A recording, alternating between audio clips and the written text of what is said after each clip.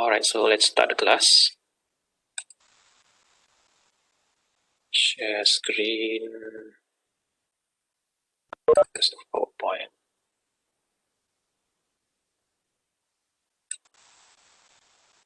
Okay.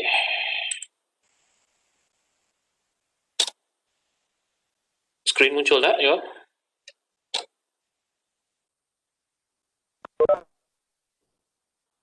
Ada, Doktor. Ada, okay. Alright. Okay, so basically hari ni kita akan tengok an overview how research is being done from the perspective of social science lah. Sebenarnya kalau dalam kategori food ni, yang biasanya buat dalam konteks social science ialah orang-orang food service dan sikit sebanyak a few elements nutrition pun go through the social science approach. Okay. So I'm sure sebelum ni dengan Dr. Asma and maybe Dr. Hayati, you've gone through this chart of this flow chart on how research is being done lah. Okay. Similarly in social science, kita juga akan lalui 8 step ni. Cuma mungkin ada one or two differences lah. Okay. So the first element kita akan tengok adalah observation, which is pada step ni kita akan identify the broad area of the research interest. Adakah you nak tengok tentang consumer behavior, and from consumer behavior you nak tengok consumer behavior dalam konteks apa? Adakah consumer behavior you nak tengok dalam konteks restoran ke? And from restaurant you zoom in which ethnic restaurant? Adakah you nak tengok misalnya nasi dagang ke, nasi kandar ke, cafe hipster ke, and that's so on. So that's how the observation process start. We see the big overview, and from there we try to narrow down what we wish to investigate. Okay, so macam apa yang kata kat sini, entire situation where one sees a possible need for research and solving problem. So apabila from the large spectrum consumer behavior, and you nak tengok F&B, and you nak tengok apa teman cafe hipster di pantai timur versus pantai barat sebab benda ni new. So that's the process of narrowing down lah contohnya. Okay. Dan apabila kita dah identify isu yang kita nak investigate tu, baru kita boleh slowly develop, kita boleh organize apa yang kita nak cari tentang literature, what type of research we want to do, tools apa kita nak guna, and jenis question, objective and hypothesis apa kita boleh construct. So that's the first step, which is the general observation. Identify apa yang kita nak research. Okay. So next step, selepas kita dah identify apa yang nak kita kaji, kita akan lalui dua step ni lah, which is the preliminary data gathering. The purpose is to define the problem specifically and evolve a theory and explain possible variables that we want to use in the study. Contohnya kalau nak tengok satisfaction dekat restoran, maybe you kena identify lah dekat cafe hipster tu apa attribute yang you nak measure yang boleh menyebabkan orang tu satisfied, less satisfied. Okay. Now, preliminary data gathering. Okay. First of all is yang tengok sini ialah interviewing for primary data. Selalunya kalau you all buat kualitatif ataupun mixed method, you akan lalui the so-called preliminary data collection ni untuk kepada grup yang kecil untuk kenal pasti apa variable you nak identify lah. Let's say sebagai contoh, you nak kaji tentang service recovery kalau perkhidmatan di restoran you, guest complain tak dapat makanan atau servis yang seperti diharapkan, apa corrective action yang restoran tu boleh buat.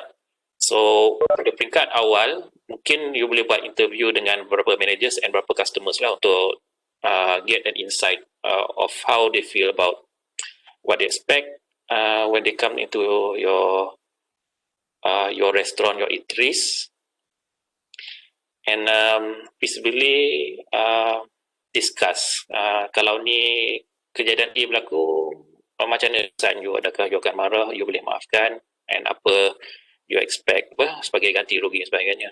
And apabila preliminary interview ni kita dapat maklumat tertentu, from there kita boleh identify lah apa variables yang kita boleh investigate that affects service recovery ni. So the preliminary data interview tu membolehkan kita identify specifically the independent variables or dimension yang berpotensi untuk pengaruhi the final dependent variable, which is kalau contoh saya bagi ni adalah service recovery. Okay.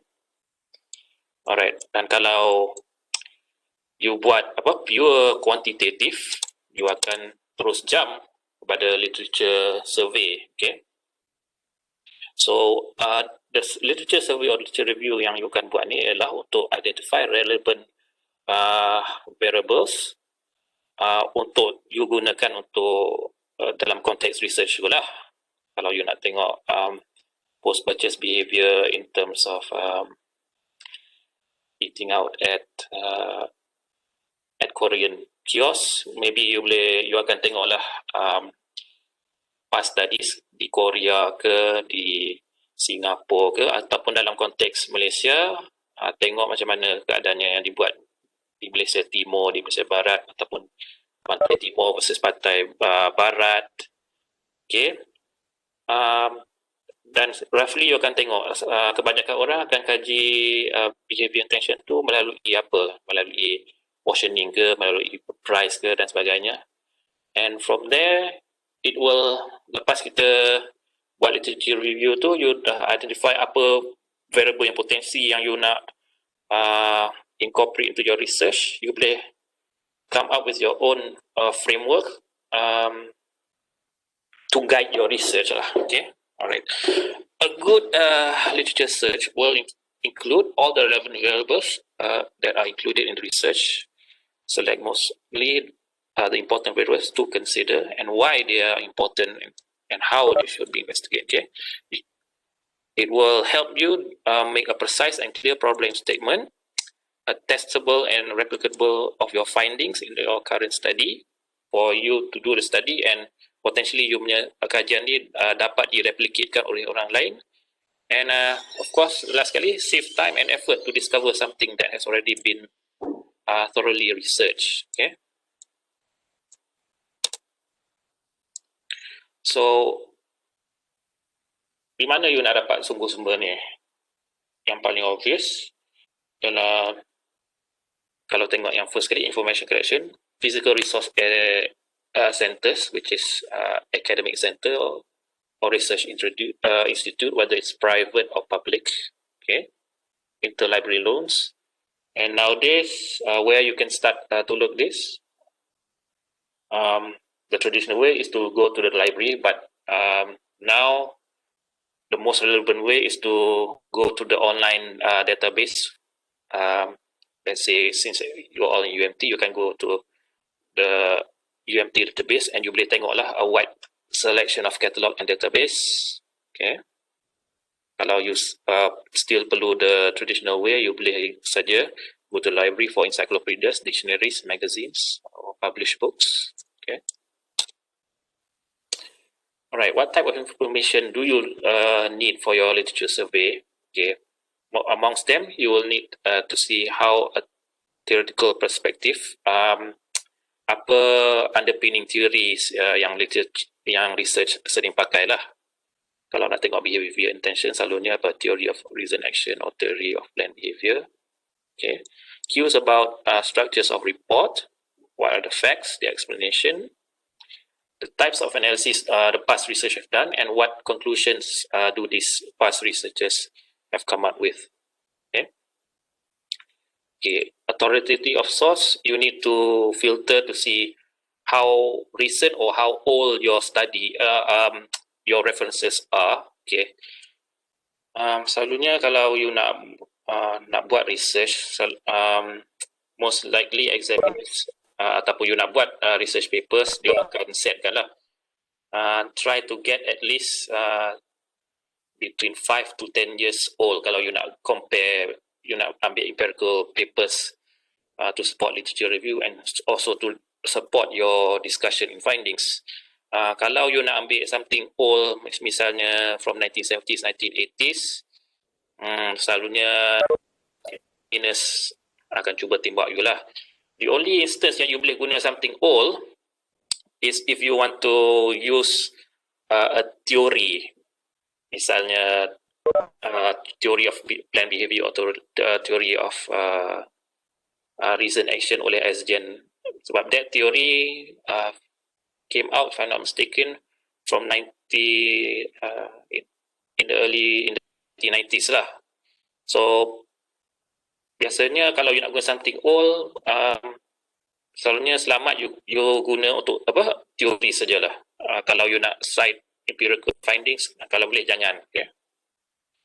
Identify whether they are primary or secondary source, academic or popular source. Academic ni biasanya journals, popular source ni misalnya websites or magazines. Okay. Acknowledge and establish the mainstream purpose. And last kali kita ni apa? Positive, supportive or negative.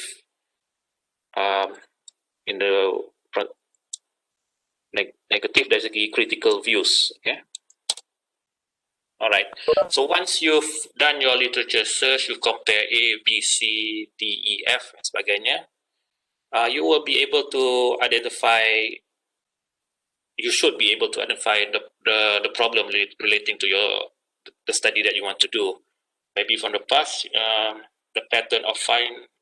Let's say you want to do study on the hygiene knowledge of keropok leko food handlers in Kuala Nerus.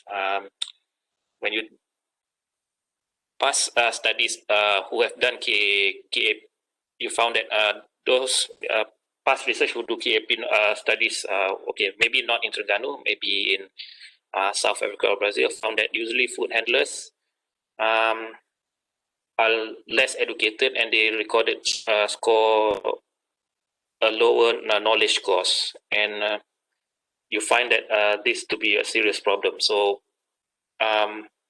you identify that in the context of your study in Kuala Nerus, we wish to identify what is the problem. Is KKM's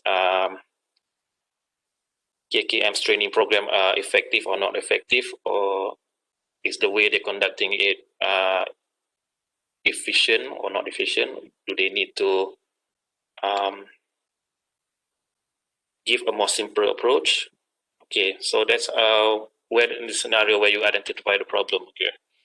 Another way for you to write your problem statement for your study, okay, the first example that I gave you was what are the lackings from the previous studies that you have identified after literature search. Another approach you can do is an opportunistic way of writing the problem definition or problem statement. Okay, saya bagi contoh. Okay, let's say the current pandemic in COVID-19. People can't go out, and they are, and the usage of food grab, food panda ni semakin meluas. So you mengambil kesempatan peluang pandemik ni untuk do a study how effective or how influential has food ordering app has become, maybe before the pandemic and after the pandemic. Dan ada contoh saya boleh bagi macam mana. Ni mungkin lama sikit, masa ni you all kecil, 2013 Amerika serang Iraq dan negara Arab macam tak berapa favorable lah nak pergi ke negara barat untuk melancong. So diorang pilih untuk melancong dan spend money in Malaysia. So kita menggunakan senario geopolitik yang agak dingin di Timur Tengah untuk tahu kenapa pelancong daripada Timur Tengah pilih untuk datang Malaysia. So that is opportunistic issue yang kita gunalah untuk justify kenapa kita dah buat research tu. Okay. Right. So ni antara contoh lah our well-defined problem. Kita tengok situ, what are the components of service quality, to what extent has the new advertising campaign been successful, can cultural differences account for the selection of cuisine. So these are all problem based lah. Okay. All right. The fourth step is, of course, the theoretical framework. Okay, it's basically a model of one theories that make logical sense of the relationship among several factors that has been identified as important to the problem. Okay. The variables are clearly identified and labeled. Interrelationship between each variables are deemed to be integrated of the dynamic of the situation being investigated. It helps formulate the hypothesis and test certain relationship. Okay. It improves understanding of the dynamic of the situation and examine the validity of theory formulated to do this statistical analysis and of course the rigorousness of the research. Okay.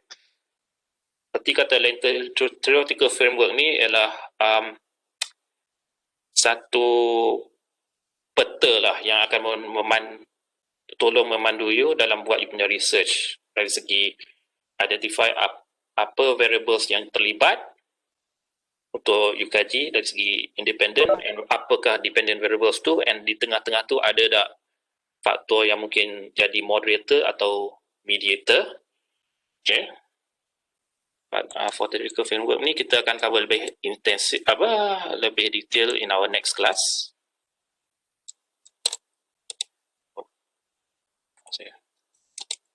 Alright. And step 5 is generation of the hypothesis.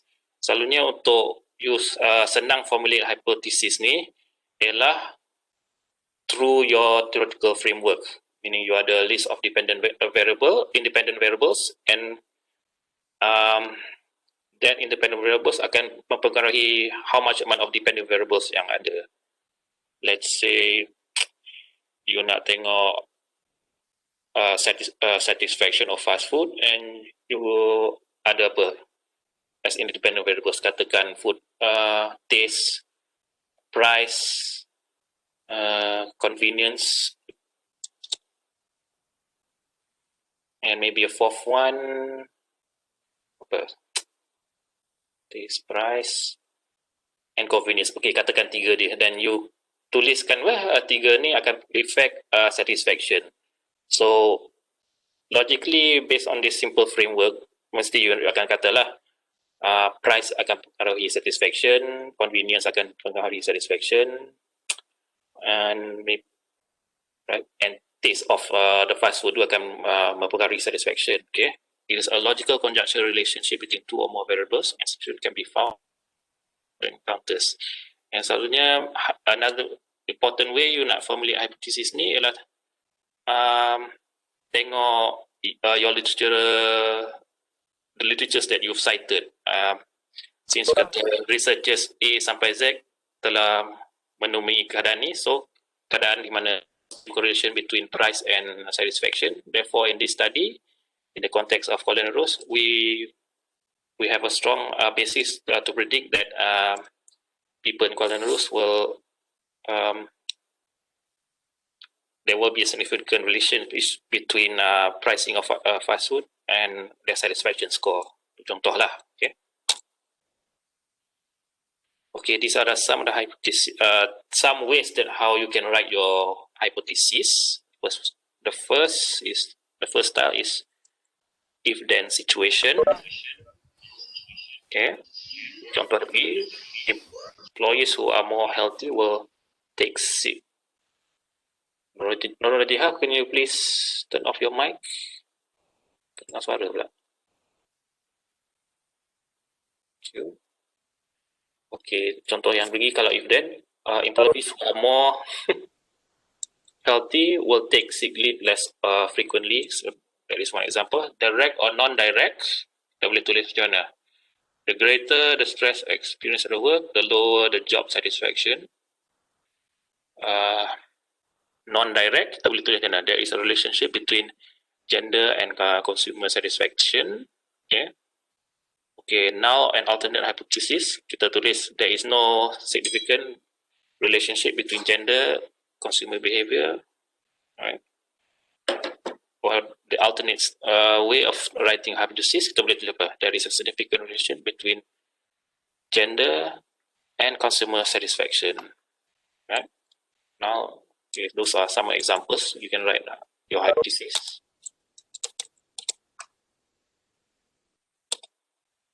Okay, the sixth step is the scientific research design. Berarti kata lain, your methodology lah. Okay. So, issues relating to this discussions include, what is the purpose of your study? Apabila you dah identify the main issues and you identify gap, you akan kata lah, this study aims to develop a better understanding in the context of the people in Terengganu, katakan, okay, and also to help contribute to the body of knowledge, particularly in the context of Malaysian population. That's one way when you discuss about your purpose of your study. Location, dekat mana you nak buat study ni? Di Terengganu ke, satu Malaysia ke? Depends on your topic, tapi you mesti justify lah. The type of investigation, the temporal aspect, level of data collection, sampling design, the data collection process, and lastly, how you want to analyze your data. Okay. So, this is an example of purpose of the study. Kalau you nak buat an exploratory study, you can state like, okay, maybe there's not much known about the situation in hand, especially, okay, let's say, studies on satisfaction maybe fokus pada bandar-bandar besar di pantai barat ataupun tertumpu di KL saja. Kita tak ada knowledge macam mana orang luar bandar boleh terima Korean food. Okay. Alright. Kalau you buat a descriptive study, meaning you akan describe the characteristics of the variable of interest in a situation, offer a profile or discuss relevant aspect of the phenomena of interest. Okay. Hypothesis testing. You can explain the nature of a certain relationship. And case study analysis. Ni biasanya melibatkan study yang kualitatif. You akan buat in-depth contextual analysis of the matter relating to the similar situation of the organization, problem-solving techniques, so on. Alright. Now, for the type of investigation, dia ada dua. Causal study biasanya apa penyebab dan apa akibatnya. Adakah contohnya lah, adakah menghadiri kelas memasak akan menyebabkan orang tu lebih pandai masak lepas dia keluar? So adakah training akan enrolling into a cooking class menyebabkan dia pandai memasak lepas ni, dan adakah dia akan jadi chef ataupun food entrepreneur yang berjaya? Cause and effect. Okay? Bagi case study pula, it is an in-depth and contextual analysis relating to the similar situation in other organization. Okay. Alright. As for time horizon, dia ada dua juga. Pertama adalah cross-sectional studies. Kalau study you buat ni adalah cross-sectional, whether you survey ataupun interview, meaning you akan buat this data collection sekali, once sahaja. Okay. As compared to longitudinal studies, you akan buat dalam satu tempoh yang sederhana panjang ataupun yang sangat panjang lah. Meaning you akan, let's say dalam tempoh 6 bulan, kajian you nak tengok sejauh mana effectiveness of training, the effectiveness of KKM's food handling training kepada pengenali makanan di kampung. So you akan ni lah 2 scoring pada bulan pertama, bulan ketiga, bulan ke-5 dan bulan ke-6. So kalau nak bagi contoh nutrition, you nak tengok status pemakanan apabila dia jalani diet rutin daripada dalam tempoh setahun tu, mungkin you ambil selang 2 bulan. Okay, so longitudinal studies ni you akan ambil data collection or data sampling at various stages in your research duration. While as cross section, you akan cuma ambil at one shot saja. You tak ada pre-stage collection or post-stage collection. Okay. Now, unit of analysis ni merujuk pada siapa makhluk atau entiti yang terlibat dalam studies ni. Okay. First of all, individuals. Kalau you nak tengok satisfaction at fast food restaurant, you kena identify lah who are the individuals. Ada teenagers, ada pakcik tua, or makcik-makcik yang anak banyak. Okay. Ataupun dalam konteks mana lagi, dekat hospitals, you nak tengok meal satisfaction at the cafeteria. Who are the individuals you want to see? Are they doctors? Are they nurses? Are they sakit? Okay. For diets, you are studying 2 persons interaction or several 2 persons group. Contoh sini, you nak tengok the relationship, how do postgraduate student yang masters or those who are doing PhD get along with their supervisors to complete the study. So diets, dia bahasa perkataan dual, which is dual, meaning you are investigating 2 entities.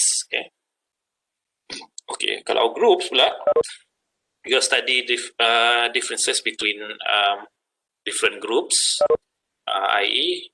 you are investigating groups decision-making patterns.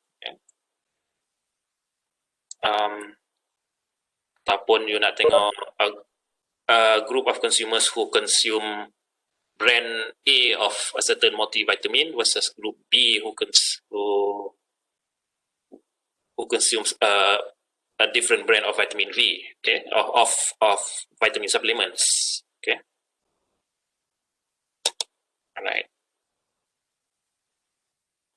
So once you identified, once you have established your scientific research design, you go into your data collection and method and analysis. Okay. Alright. So observation is another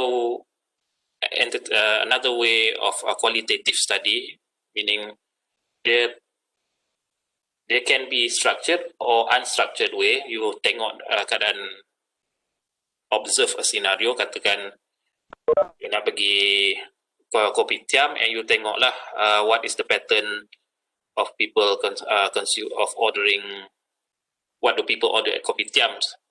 Or let's say you nak buat tentang nasi kandar, you visit about 50-60 nasi kandar shops in Penang and compare berapa lauk ayam yang ada dalam kelompok 50 restoran nasi kandar tu, berapa lauk ayam, berapa jenis sayur, adakah restoran nasi kandar tu ada staff uniform, adakah dia orang pakai slipper. Okay. So that is the one example of several examples of how an observation research can be done. Okay. But usually to guide an observation, selalunya you buat checklist lah of what to look for in your observation. Okay. So there are several types amongst them: passive interact, open and converse, comprehensive notes, macam saya sebut tadi. Okay, similarly kalau you nak buat interview, kalau you boleh ada tape recording or video recording, it will be an advantage to you lah. But kalau you nak masuk restoran, mungkin bahaya sikit. Nanti owner you tanya, kenapa you rakam gambar menu I semua ni? Okay. Right. So, second element of how you collect data is interviews. You can use various ways to do the interview, whether you want to do face-to-face, telephone interview, or group discussion. Okay. The researcher can do it him or herself, or get a trained assistant to help with the interview process. And the purpose, of course, is to gather facts, value, attitude. And through the interview, it is highly encouraged that you have some sort of secondary support. In this case, kalau boleh you record lah the perbualan tu, and kalau boleh you nak rakam lah. But sebenarnya kalau nak buat rakaman video ni, if you want to do presentation, seboleh-bolehnya sense kalau you nak jaga confidentiality of your respondents, cover lah muka dia. Yeah. Okay, it's importance of thorough preparation and checking question and training the interviewers. Complexities, you kena pandai dalam seni tanya menanya soalan ni. Soalan pertama, you tanya, how's your feeling? Okay, I'm feeling happy. Happy tu macam mana you happy? Adakah you happy dengan senyum memanjang, ataupun happy saya akan, apabila saya happy saya akan beli coklat, saya akan berjalan-jalan kanak-kanak. So it involves multiple steps, leading questions ni, to provoke a more expressive answer from the respondents. Okay.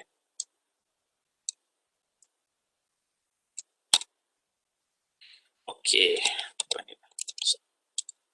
Third way to collect data in social science is of course a survey. Ataupun erti kata lain guna questionnaire lah. There can be various types such as concepts, random sample universe. Okay. Okay, the size should be sufficient to represent a certain population. Okay. Kalau you nak buat study in Kuala Terengganu, you have to use a appropriate sampling method lah. Takkan you nak go to every household untuk just for the sake of serving berapa kedai yang makan fast food tu. You should identify what is the appropriate sample to represent your population. Okay. Feature. Okay. A survey should be done well calculated questions, meaning seboleh-bolehnya gunalah the most simplest form of BM or English. Tak perlulah guna bahasa sastra, Shakespeare ke, ataupun mana-mana ilmuwan tempatan punya bahasa sastra. Kalau tak, nanti orang tengok questionnaire tu fikir apalah aku nak jawab ni. Right? Anonymity, meaning janganlah specifically you kata dalam question you, how would you rate the fast food the fast food taste. Tak perlulah you tanya how would you rate the taste at McDonald's. Meaning kita jaga anonymity apabila kita tanya soalan. Alright. Minimum writing is realistic to the first one, well calculated question. Make it short and sweet as possible. Apabila you dah ada survey tu, seloknya you buat pilot test dulu, okay, to see whether your questionnaire is valid or need adjustment. Okay, the next type is simulation experimentation. Simulation ni biasanya melibatkan study yang mathematical or any form of calculation lah. Biasanya benda-benda ni hard science macam engineering, akan pakai lah. Okay. Kalau experimentation, those who want to go inside the lab lah, nak tengok let's say microbiological content in street food ke, ataupun you nak develop produk, misalnya biskut berdasarkan pegaga ke. So itulah contoh experiments. So when you do your data analysis, you must have a purpose, what correct technique, and report the results. Okay, purpose is to systemize or classify or arrange something. Okay, search for similarities or differences among characteristics and variable. Kalau you nak compare mean scores between katakan male and female terhadap satisfaction score or behavior intention, misalnya contohnya kita dah buat selama ni dalam kelas SPSS. Okay. Search for causal relationship, adakah macam saya bagi contoh tadi, adakah dengan memasuki kelas ataupun kursus memasak culinary arts akan menyebabkan orang tu pandai masak dan boleh jadi entrepreneur makanan yang berjaya. Okay. The purpose should also must be done to answer your research questions, objective and hypothesis lah. Takkanlah you nak buat analisis yang tak ada kena-mena dengan apa you nak kaji tu. Okay. Do comparative, deduct interest approach, and of course to test whether you punya research ni menjawab apa persoalan tu, dan adakah teori yang you guna tu boleh dipakai ataupun boleh can support your research, or is it feasible for you to use the existing theory to guide this type of research. Okay. Some other requirements, you kena measure lah reliability or validity of your data. Generality, boleh dah you generalkan findings you kepada umum. Accessibility and scientific rigorousness, right? The obvious techniques that you will use to do the analysis is either qualitative or quantitative analysis lah, and both approach use different types of softwares. Techniques, how would you wish to present your results to your readers? Okay? Contoh dia bagi, adakah you nak present in text ke, in tables ke, in charts ke, or you, okay? Alright, for the results, the factual description of the findings, you katakan you buat ANOVA male versus female, p-value is 0.1 and the value dia XYZ. So you kata sini dah, based on the p-value and the t-score, ini menunjukkan ada significant difference in mean ratings between male and female. Okay? Kalau p above katakan 1 point tadi, you akan katakan there is no difference between groups. Okay? Prediction, explanation, assessment. Predictions is allegation that a scientific event will occur or not. Okay, dah apa? Alright. So once you've done your result, you have your results, you've write up your result, you dah kumpul lah. The only process that you have to do is do the reduction, do the write up, meaning your report or thesis or journal. Present your work, whether it's through a conference or through the Viva Voce if you're doing postgrad. Okay. And last sekali, do the managerial decision lah, on what to do after that. Okay. Okay, so basically we've come to the end of the class. Pendek saja. Okay. Alright. Are there any questions or anything that you like reclarification of?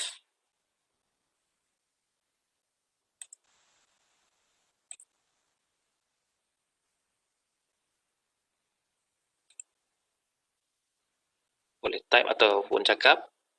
No.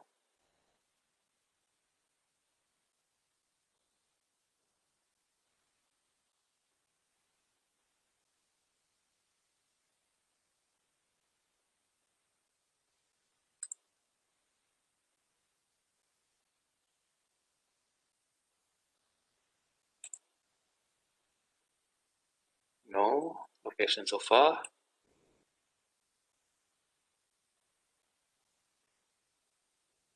Tak ada. Okey. Okey, tak apa. Slide presentation ni saya dah upload dah dalam e-learn. Dia dekat bawah-bawah sikit. The caption yang saya tunjuk kat sini ialah research relating to social science. You boleh download dan baca ni. Dan baca nanti. Kalau ada apa-apa, you boleh tanya. Video ni bagi siapa yang keluar masuk, saya akan uploadkan through e-learn petang ni ya. Alright. So the next class kita akan sambung on theoretical development and operational term ya. So that class kita akan sambung hari apa? Hari Selasa pukul 12 through Webex juga ya.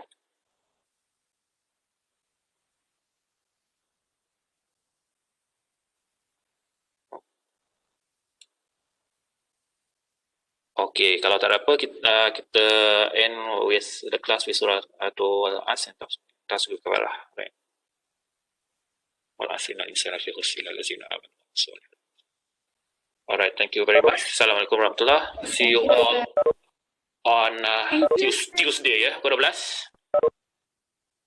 Okay, thank you, sir. Okay. Thank you, Doktor. Baik, sama-sama.